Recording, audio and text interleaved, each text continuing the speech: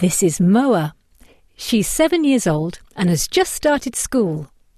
Moa's mum and dad don't live together anymore, so 1 week she lives with her mum, Lotta, in a terrace house, and the next week she lives with her dad, Christian, in his apartment, which is nearby. Sometimes all three of them eat dinner together, either at mum's house or dad's apartment.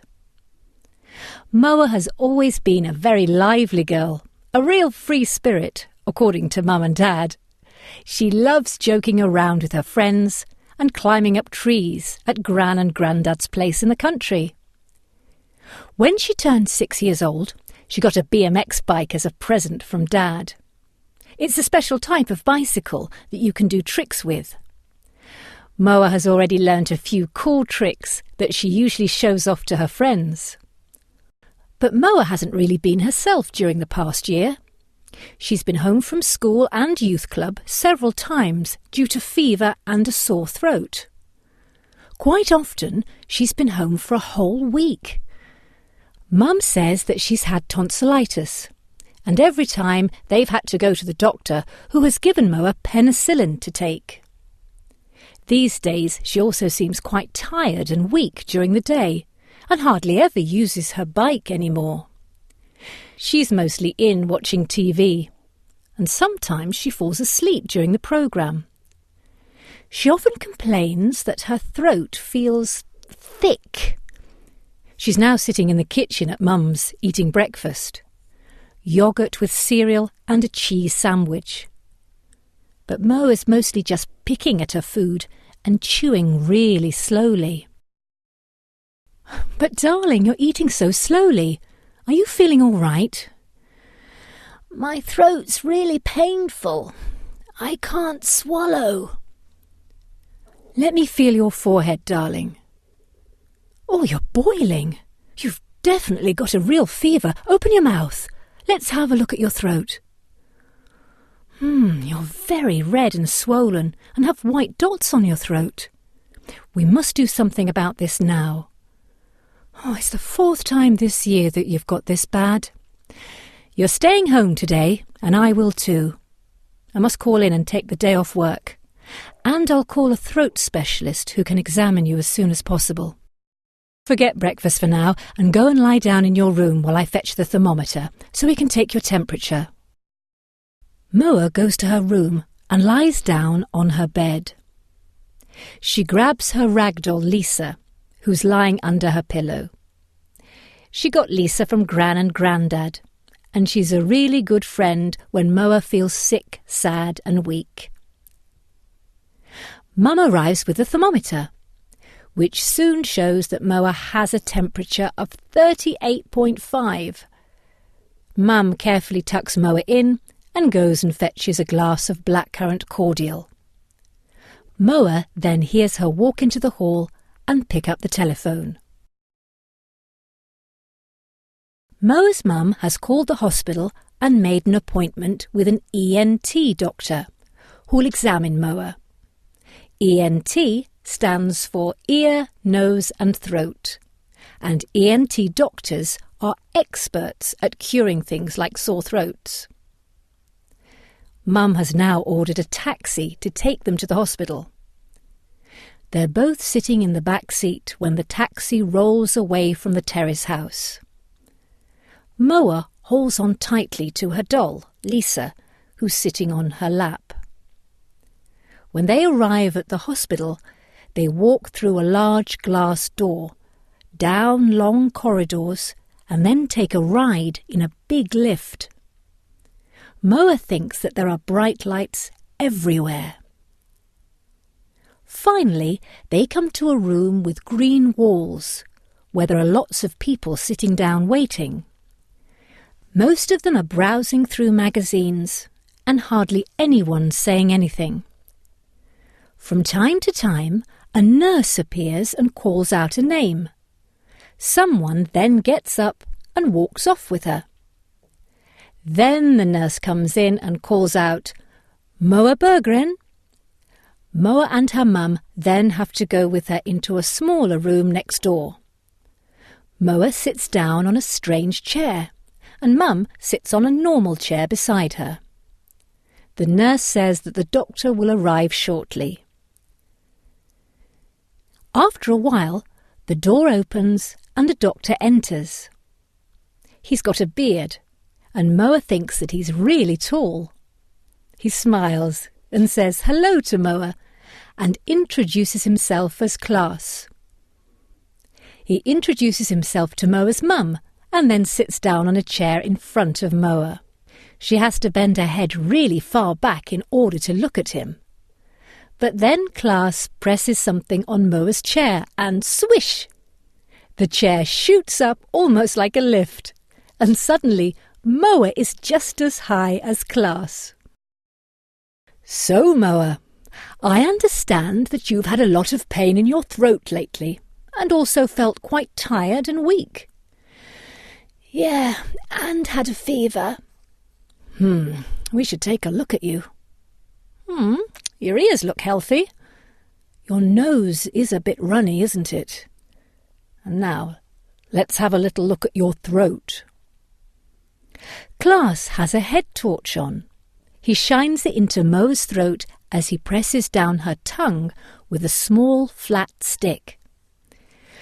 Can you say ah? Ah. Well, Moa, I can see that your tonsils are really swollen and red and have got small white dots on. What are tonsils? They are two things we all have at the very back of our throats that help to prevent bacteria and such like from trying to get into our bodies. But sometimes they themselves can become sick, like yours, and then it's just as well to remove them.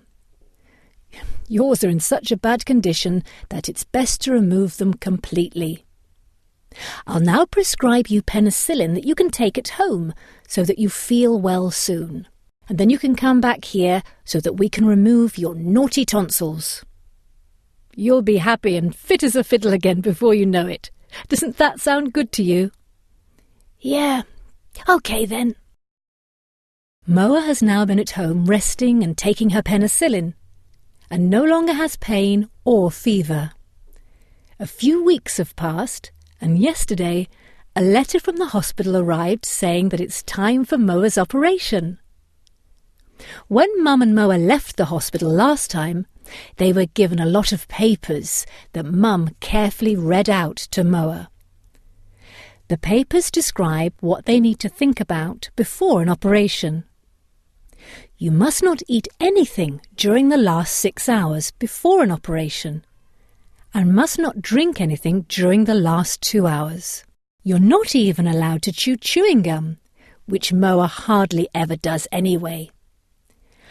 Mum has also helped Moa look at Anesthesia Web on the computer. There you can learn everything about the anaesthetic procedure before the operation. To be put under anaesthetic means that you go into a very deep sleep during the operation, so that you don't notice a thing. When the day of the operation arrives, it's Dad's week, so Moa is staying with her dad, Christian, who gives Moa a lift to the hospital in his car. He'll stay with her for the whole day. Before they go out to the car, Dad puts ointment and a plaster on one of Moa's hands. She feels a bit hungry as she sits in the back seat talking to her doll, Lisa. She says to Lisa that she doesn't need to worry, because the doctors are very good and she'll be fast asleep during the whole operation. When they arrive at the hospital, they first meet a nurse called Åsa. Moa thinks that she has really kind eyes. Well, Moa, the big day has arrived.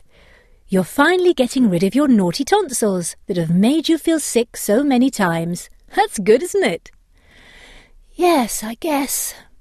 It'll go just fine. You'll see. You'll be blissfully asleep all the way through, and you've got your dad here too. I see that you've got ointment and a plaster on your hand. That's great. That's where you'll have a sleep tube attached later on through which they'll give you sleep medicine. I'm going to ask you to drink this medicine now, straight away. It's so that you don't feel any pain after the operation." Moa drinks up the medicine she's given. It tastes a bit strange, but not terrible at least. Now Åsa takes out a green gown and a cool hat that Dad has to wear. Moa laughs and thinks that he looks like an old lady from one of her picture books at home, as all three of them walk towards the operating room. Moa has drunk her medicine and is now lying on an operating table in the operating room. Dad sits on a chair next to the operating table and holds onto her hand. There are a lot of people moving around them, all wearing clothes similar to those that Dad had to put on. Moa can only see their eyes because they're all wearing masks over their mouths.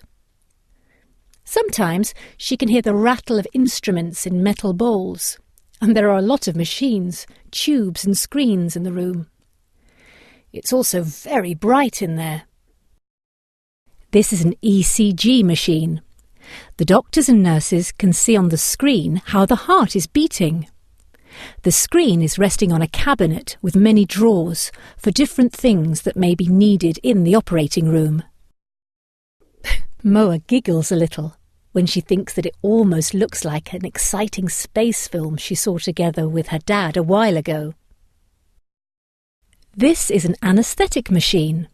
As you can see, it has 2 TV screens where the doctors and nurses can constantly monitor how the person being operated on feels. The mask used to breathe through is hanging on the side. It is attached to the tubes that provide air and medicine to make you sleep.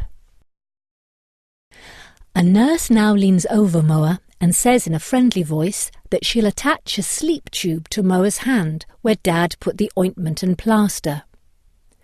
Moa sees that she first removes the plaster and washes off the ointment and then goes and fetches the sleep tube. Moa then looks at her dad instead. He smiles and squeezes her hand, and before she knows it, the sleep tube has been attached. Now Moa receives sleep medicine through the tube. She's also given a kind of sleep mask to breathe in that will help her sleep well. Moa starts breathing through the mask, and soon she's fast asleep. Moa doesn't remember a thing after putting on the sleep mask to breathe in. She now slowly opens her eyes, and at first she doesn't have a clue where she is. She sees a picture of children in old-fashioned clothes by a gate. Her throat feels dry and she feels a bit giddy. Then she sees Dad, who's sitting on a chair next to the bed in which she's lying. He has his normal clothes back on, and he smiles at her and puts Lisa on her tummy. Hi, where are we? How did the operation go? I can't remember anything. Hi, darling. It went really well. Now those naughty tonsils are finally gone. This is a recovery room where you just lie down and take it easy for a while. And you shouldn't talk too much either. You must rest your throat now, darling. We can go home in a little while. Okay. Moa doesn't really feel like talking much anyway. She feels a bit tired, and her tongue feels bigger than usual. It's nice to just lie down and rest. Moa suddenly notices that there's a bed next to hers in which a slightly older girl is lying, who looks like she's sleeping. A lady is sitting on a chair and is holding her hand. Dad says hello to the lady and introduces himself. She says that the girl's name is Elizabeth and that she's also had her tonsils operated on. Elizabeth and the lady, who's her mum, will stay the night in hospital because they live in another town quite far away. The door now opens and a nurse comes in. He introduces himself as Ingmar and gives Moa medicine, which he says she must take so she won't feel any pain in her throat. She also receives a glass of cordial, which she sips. It tastes good, but she must swallow carefully. After a while, the nurse returns with an ice lolly that he hands over to Moa. He says that the ice lolly will make her throat feel more comfortable. Moa can only take small bites, but she thinks that it's the best thing she's tasted in a long time. After Moa has rested for a while, Ingmar returns with Moa's clothes and says that she can go home now. Dad helps her to get dressed, and then they leave. Moa's walking slowly, holding on to Dad with one hand and carrying Lisa in the other. It feels really good going home to our own room at Dad's. Moa has been at the hospital and has had her tonsils removed so that she can be well again and just as lively as she used to be. But she must stay at home for a while and rest properly. No wild games and no cycling to start with. She spends most of her time indoors doing calm activities, playing with her dollhouse, playing games and watching fun films. She's not allowed to meet that many friends at first either, because it's not good to catch a cold when you've just had an operation. Sometimes she goes out for a walk with Mum or Dad just to get some fresh air and light. A few times a day, Moa must take her medicine before food so that her throat doesn't hurt. It's important that she takes her medicine exactly according to the instructions in the papers that she got from the hospital, even if she's not in pain just then. It prevents the pain from developing. The throat will then heal faster, and it'll be easier for Moa to eat and drink a lot so that she can feel well again quicker. She finds it tough that she can't eat her favourite sandwich, crisp bread with cheese. Hard things like this aren't good for the throat just yet. They feel sharp and hurt. She has to eat soft bread instead, soups, pasta, and her top choice, meatballs with mashed potato, lingonberry jam, and grated carrots. Yum! Another thing that's good is that ice cream is good for the throat. Moa eats lots of her favourite ice cream, chocolate. It's really important to take it easy and eat properly in order to get well quicker after an operation. It's also good to drink a lot to prevent her from having a dry throat, as this can be painful too. Before she left the hospital to go home, Ingmar the nurse told her that she may have a bit of earache after having an operation such as this. This is because the ears, nose and throat are sort of connected together. Moa has felt a bit of pain in her ears a couple of times, but this has disappeared when she took her medicine. As time goes by, Moa's feeling better and better, and one day Moa, Mum and Dad are all eating dinner together in the terrace house. When they've eaten dessert, chocolate ice cream of course, Moa asks if she's allowed to go outside and play with her friends from the neighbouring houses. Her mum and dad say yes. She puts on her cycle helmet and goes out. Mum and Dad stay on the sofa drinking coffee. After a while, Mum goes to the window, pulls back the curtain and looks out. She then turns around and says, "Come here, Christian, you must see this." Dad goes and stands next to her and also looks out. They see the children standing in a line, laughing and clapping. They're all looking at Moa, who, over and over again, is cycling really fast for a few metres, slamming on the brakes and balancing for a while on only her front wheel. Dad shakes his head and laughs and says, "I think our free spirit Moa is back for good." "Yes, and thank goodness for that," responds Mum, who is also laughing.